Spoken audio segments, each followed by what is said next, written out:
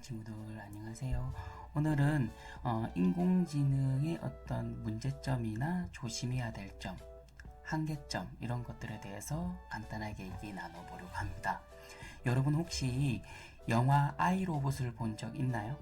이 영화 속에는 아주 신기한 장면이 있습니다. 한 장면에서는 로봇이 2대의 자동차 사고 현장에서 구할 사람을 결정해야 했습니다. 한 자동차에는 12살 소녀가, 다른 자동차에는 형사인 어른이 타고 있었죠. 로봇은 단지 숫자와 계산만 해서 소녀는 생존 가능성이 11%, 어른은 45%라고 계산을 했어요. 그래서 로봇은 어른을 구하라는 판단을 내렸답니다. 그런데 만약 우리가 직접 결정한다면 단순한 숫자만이 아니라 그 사람의 나이, 감정, 상황 등 여러 가지를 함께 생각할 거예요.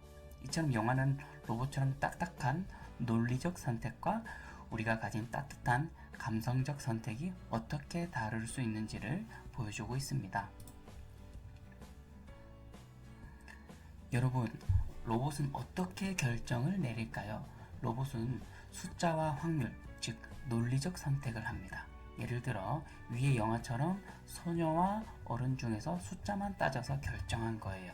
그런데 우리 사람들은 결정을 내릴 때 숫자뿐만 아니라 마음의 따뜻함, 그 사람의 나이, 상황 등 여러 가지를 함께 생각해요. 그래서 우리가 내리는 선택은 감성적 선택이라고 할 수 있죠.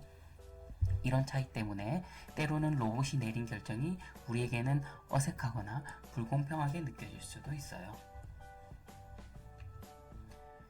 요즘 자동차도 변하고 있어요. 자율주행 자동차는 센서를 이용해서 도로 주변의 상황을 실시간으로 파악하고 스스로 운전할 수 있습니다. 현재 일부 자동차는 레벨 3라는 단계에 있는데, 이는 특정 조건에서는 자동차가 스스로 주행하고 위험할 때만 운전자가 개입하도록 만들어진 기술입니다. 우리나라에서는 국토교통부에서 레벨 3 차량의 출시와 판매를 허용했습니다. 앞으로는 운전대에서 손을 놓아도 안전하게 달릴 수 있는 자동차가 점점 늘어날 예정입니다. 하지만 자율주행 자동차에도 여러 문제가 있습니다. 만약 자동차에 갑자기 고장이 나서 멈출 수 없게 된다면 어떨까요?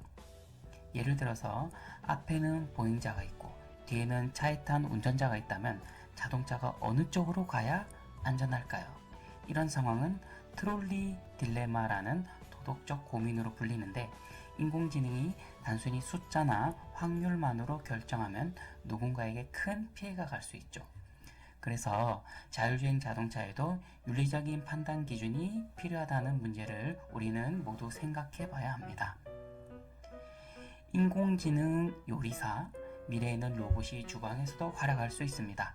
인공지능 요리사는 재료를 정확하게 손질하고 레시피에 맞춰서 조리 과정을 진행하며 마지막에는 예쁘게 그릇에 담아 플레이팅까지 해준답니다. 여러분이 스마트폰이나 터치스크린으로 레시피를 고르면 로봇이 마치 유명 셰프처럼 자연스럽게 요리하는 모습을 보여줄 거예요. 이처럼 로봇 요리사는 집에서도 맛있는 음식을 쉽게 즐길 수 있게 도와줄 거예요. 혹시 가상현실, 즉 VR 체험해 본 적 있습니까?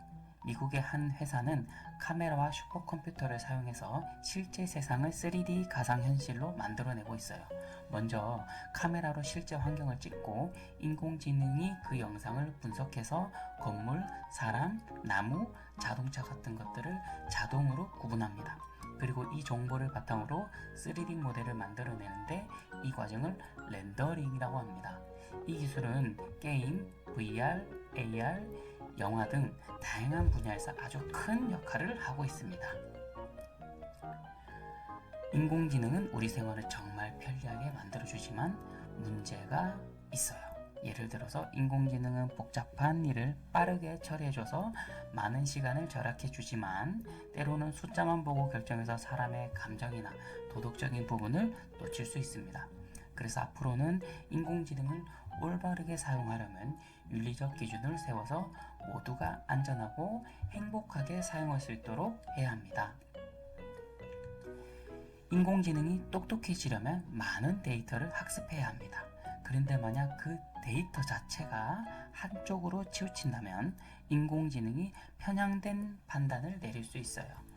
예를 들어서 어떤 인공지능 채용 시스템이 남자 지원자 데이터만 많이 받아들인다면 여자를 제대로 평가하지 못할 수도 있겠죠. 그래서 인공지능이 모두에게 공평하게 판단할 수 있도록 다양한 사람과 상황의 데이터를 골고루 제공하는 것이 매우 중요합니다.